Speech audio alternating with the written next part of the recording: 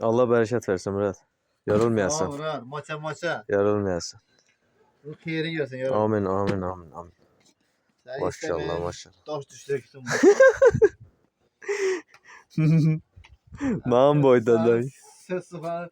Mandalinin ucu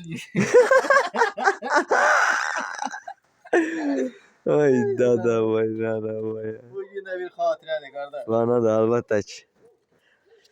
Deməli soyuq hava, qış ayı. Hansı ayda? Dekabr.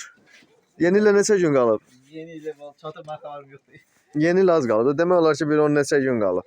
Bir 13-üdür də. 13'ü? Ha. 13'ü de. 15 gün qalıb. 15, 16 gün. 16 gün kalır. 17 gün. 16 gün hə. Ama geniyle kalıp ancak kar sabah yağacak.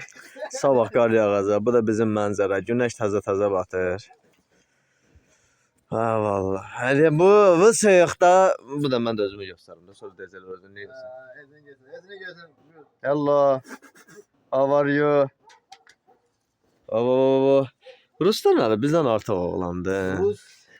Ağalı, bizdən artıq oğlandı bu Rus. Vay.